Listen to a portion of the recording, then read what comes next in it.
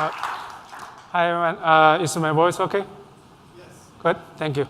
Thanks for having me today. Today, I'm actually going to talk about engineering.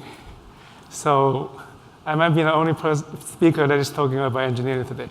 But I do think engineering in enterprise for H2O is very, very necessary.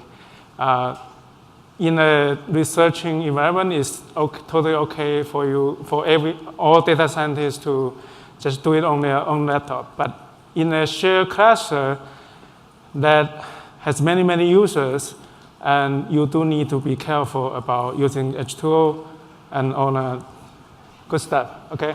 So here's the agenda. First, I'm going to introduce briefly how we are using H2O at Aetna. We are a health insurance company. We have massive volume of data. Then I'm going to focus on enterprise STEAM and talk a little bit about how we use Packrat to have data scientists to get started with H2O. And hopefully we have time for a small demo of H2O STEAM and the Packrat project I created, and time for questions. So I was here 2 years ago with some of my colleagues for this same conference. And by that time, we only have a small group of people that is using H2O. Then we got support with H2O. We work with them. It's very present. We have more users. Then this year, we have an enterprise STEAM production server in our cluster that everyone can create a cluster from a STEAM UI instead of go to a edge node or a client node in a cluster to create a H2O cluster. Okay. Then here I am. I'm at this conference, and we have at least double users in H2O. Then I believe that in future we are going to continuously grow these user groups in Aetna. So what we did with H2O team is fantastic. We actually collaborate together we actually contribute to one feature of the H2O and STEAM to have secure impersonation in corporatized cluster. Then we discuss how we can improve STEAM to make it more useful and more features. And training, we have in-person training and webinar going on all year long. So we usually have like maybe 4 in-person training, and webinar is just it's a series. So it's continuously like recently we have like one every 2 weeks. So from a data scientist's eyes, this is how our data scientists look at our analytics pipeline. We have our projects, they are all organized as with a business partner. The business partner will work with a data scientist and some data engineer and statistician, and they identify a problem, then we go look at this work? No? Yeah, look at data. We look for data, then we ingest them into our cluster, then we clean it, then you clean it, then make it ready for the model. Then at this point, sometimes we will generate some visualization reports for business partners so that they have some idea about how the data look like. Then we continue this line to extract feature, generate feature, build models. Then we have some results. Then we either productionize this model to make it real time for scoring, or we just tap back to business partner and ask for some feedbacks, and we keep improving the models, like add more features, create more features, like this kind of regular data engineering job. Okay. So in engineering, I look at it this way. So all our data is in Hive. I don't know if other companies doing the same, but data being in Hive is a a good way to handle. So we have Hive, we have Spark and Pig, and we do ETL with owner data, and we put them back to Hive or HDFS. Then I don't know if this is normal in all companies, but most of our data scientists, they use R. So they love H2O because H2O for R is fantastic. They create a cluster from RStudio or from Command actually. So, and they access RStudio from RStudio. Sorry, access H2O cluster from RStudio. Then once the model is done, then export it to a Java project or module. Then productionize it in different ways, depends on business requirement. We could convert it into a REST API. We could create a Hive UDF. We could just do a simple Java application. Right? So our use case, this is not a complete list. I just did a quick survey from all the data scientists I know and came up with some use cases we have. We have, in production, some emergency room revisit model and customer experience model and overpayment model. And algorithms, mostly we are using GBM and random forest. The data size we can handle them before use H2O is more than 50 times and even more, right? We know. Usually a RStudio server can handle maybe 200 or 300 megabytes of data, right? So when we use H2O, we can go up to 500 gig, like this kind of data set. So unfortunately, I'm not the best person to talk about models. I'm going to talk about engineering. And enterprise team is a very good product when we first see it. Then before enterprise Steam, when you need to create an H2O cluster, when you need to use H2O on Yarn, you need to do this few steps. First, you download it, right, and create a cluster. Then you either go to Flow, right, or in RStudio or Python, you connect to the cluster and do all the modeling, even data processing in H2O, right? So this is very good for quick experiment, right? But there's a problem, because we are an insurance company, we look at security very, very seriously. So I can see at least a few problems from here, just for security. First, this line is downloading the H2O package from internet, right? This is not always allowed in all companies, right? So especially this is like 200 megabytes. Then, no, it's not going to work in our cluster. This URL, there's no protection. Anyone know this IP address and port number, they could go to this URL and look at all your data, look at all your model, right? So this is not good. So a simple fix that is provided by H2O document is, we can create username and password, right, ourselves. And every time we generate username and password, we put an MD5 hash in the file. And when we start a cluster, we say, this is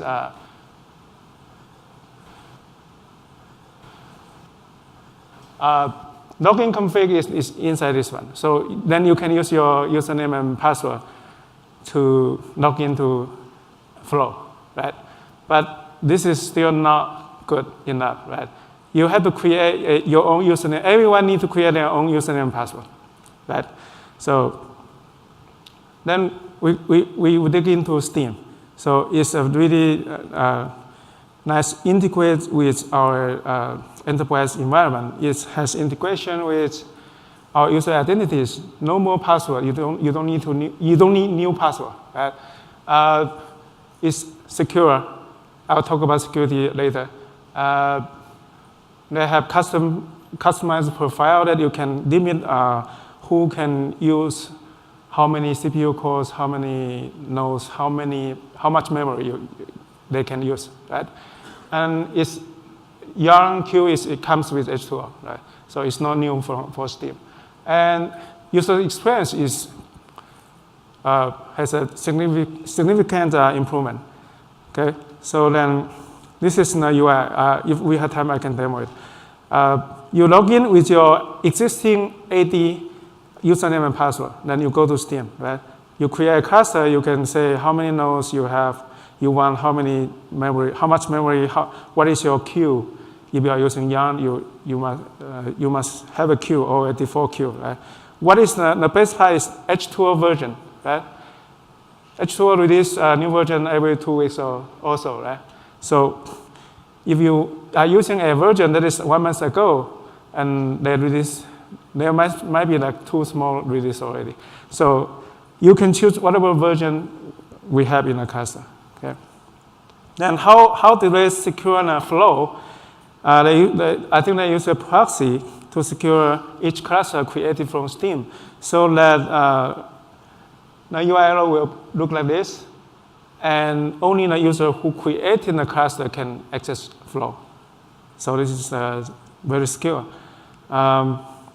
Then in order to connect to a cluster created from Steam, this is in RStudio. Okay, you import a library, make up a connection, and pass in your username and password, and you will connect to a cluster. Then you can do whatever you want to do. But there is also another problem here. You are putting your password in your code, right? So if I'm doing this demo, I don't want my password to be there. If you are showing people your code, you don't want your password to be there, right? So this is I think every company who is using Steam, you should consider this a security problem, right? So you don't want to plain text password in anywhere, right? So then what I would suggest in RStudio is you do this way, right? You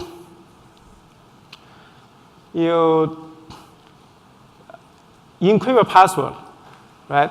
And when you need it, you decrypt it, but it's never showing in anywhere, right?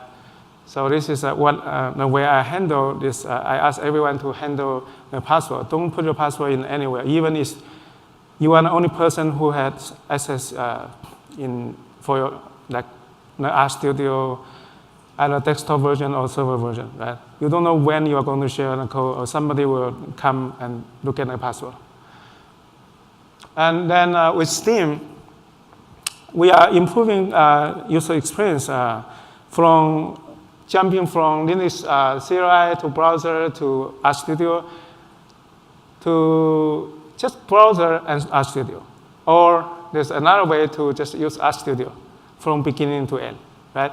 So you don't need to jump to Party or whatever SSH tool you are using and go back to browser or go back to RStudio, right? So this is the code for no password needed. No browser needed. You just go to the URL. You just use your code, right? Username and password, and you're done. You connect to the cluster. You can continue whatever you need to do with H2O. Import data, build a model. So Steam is nice, and does anyone hear about Packrat before? Thank you. 4. So Packrat is R package. If you use RStudio, even you are using RStudio for like 10 years, you might not know what is Packrat. Packrat is like Conda in Python. It's a package management package. Okay. So with Packrat, you can make the RS project more isolated, meaning in one project you can use a version of some packages, and then in another project you can use another version of this package. It's more portable, meaning you can actually productionize a RStudio project. is reproducible. All the dependency is locally in a folder, R project folder, so you can actually reproduce it in anywhere.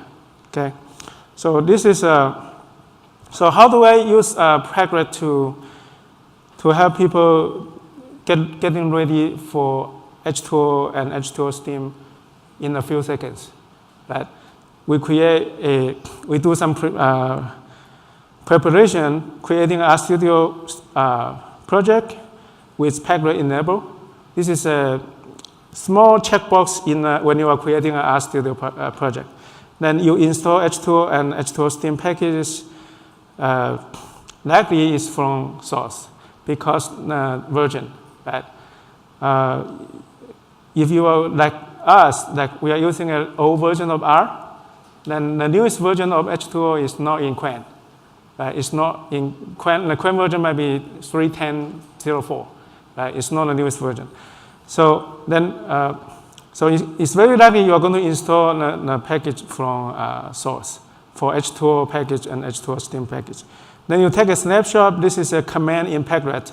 Take a snapshot basically is like recording all the dependencies, all the packages you have in this project. Then you put all the R script you need for the users and bundle the entire project. Then the user only need to run one shell script. Unpack the project, you're done. Open the project from RStudio. You have H2O and Steam installed. Right? But this is the extension of the second point here. If you are going to use a package from source, then we have a problem with Packrat. You are not going to recover it in another machine because Packrat cannot find it. It's installed from source. So you need to tell it exactly where this source package is from. So then we have some workaround. We can create, Packrat allows you to create a local repository under the project folder. So all the local source package you want, you can upload to this local repository and change a little bit of a file in this location, in this project. It's called packrat.log.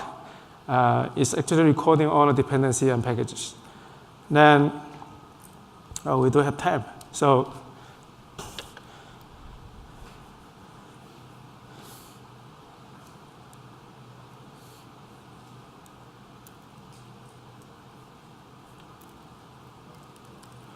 isn't that fun? Okay.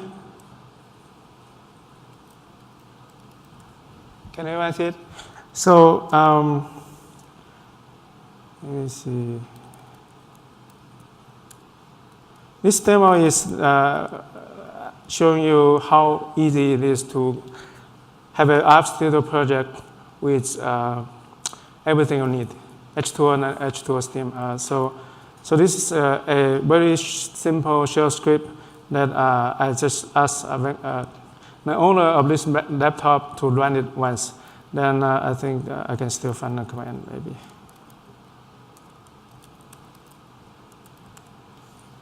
Yeah, this is a command that is he ran just before this presentation. Then what this command do is generate an entire new RStudio project for you so that you can use it. You can have H2O and Steam with whatever with the version you want. So this is the project just generated by this program, and you can see the H2O package is 3.1406. This is the package I installed before I bundle the entire project. And it also has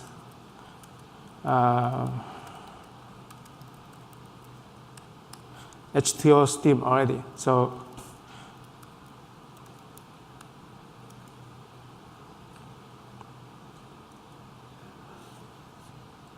let me see if I can get final. It's a 0919. Right? So this version might not be in Quen at all, or for some reason your company doesn't want everyone to go to public internet. Right? This will happen for many companies. So Then you have, in this H2O project, you have everything ready. You have H2O and H2O stream. Then you can install whatever package you need, like dplyr, whatever, and go from there. So if you never used Packrat before, then this is how you can find out. Go to this Packrat, then click Packrat option. You can see this is a small checkbox. If you want to say create a new project,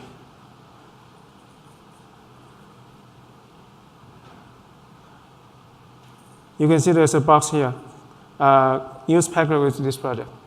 You can simply, it comes with RStudio. Okay. So the last thing I want to show everyone is Steam. This is an enterprise Steam. It has 4 clusters and 2 are running, 2 are not. Then when you need to create a cluster, you just say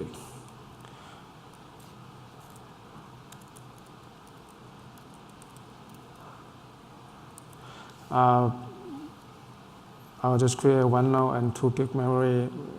This is all the version you can have. So administrator of this website can upload whatever version you need. You just need to match your Hadoop version. Right? And launch a new cluster.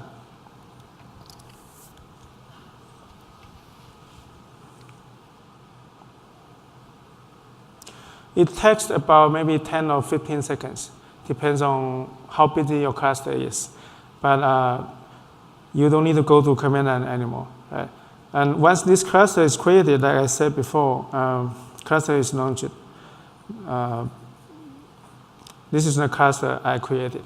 So the only way I can access Flow for this cluster is click this link. Then you can open Flow. Right? And nobody else, even you copy this entire URL, you are not going to open Flow like me, because I just created it from Steam, inside Steam. Okay. In order to, so what I put inside this project is I ask every user to include a password, right? Using a small package, small functions, a couple functions I wrote, and then you can. This is how you decrypt your password and without showing your password. And before that, you need to save your encrypted password somewhere, right? It's up to you. Then your password won't be in code anyway. Yeah, so I think this is the demo, and I want to show, yeah. So I'll leave time for question. Thank you. Awesome. So we're going to quickly switch over to Slido to see all the questions folks have been submitting. So let's take a look here. How did you originally decide to use H2O? Oh. So I actually didn't know about H2O before I came to H2O World 2015. I was asked to come because I was kind of managing these tools, new tools. And my manager asked me to come check it out. And then I did some like hands-on section and feel like it's pretty easy. And I go back to try it on our cluster. It works.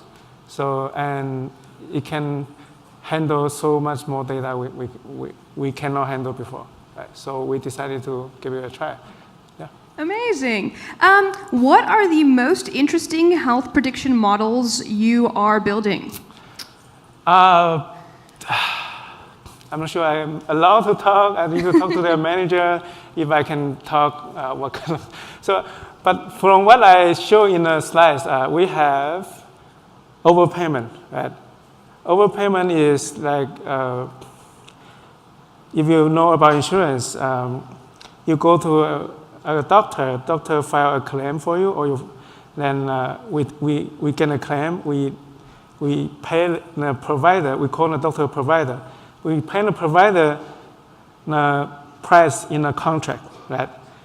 But some providers, they are going to say, oh, they didn't even do any exam. They are going to file a claim, say, oh, this is an exam they did. Like, oh, this is fraud. Overpayment means they are asking more money than they should get, right? This is kind of very interesting problem because the distribution is very unbalanced, very biased. So this is a very interesting project for me. And another one, like I said, the fraud project is pretty, I think any bank or insurance company, they will have fraud problems, right? You need to find out, this is also an unbiased distribution, right? So these two, I think, just come to my mind the most interesting project that I think we have. Perfect. Who asked this one? Let's see. Anonymous. So get about 30 seconds. We'll do a final question. I'm not allowed to say anything about CVS right now. So, and I don't know anything. So it's just happened. You're like, CVS, who is CVS? Okay. So final quick question. Have you seen any improvement in, I think we're good. Okay. Thank you so much. Yep. Thank you all. Thank you, everyone.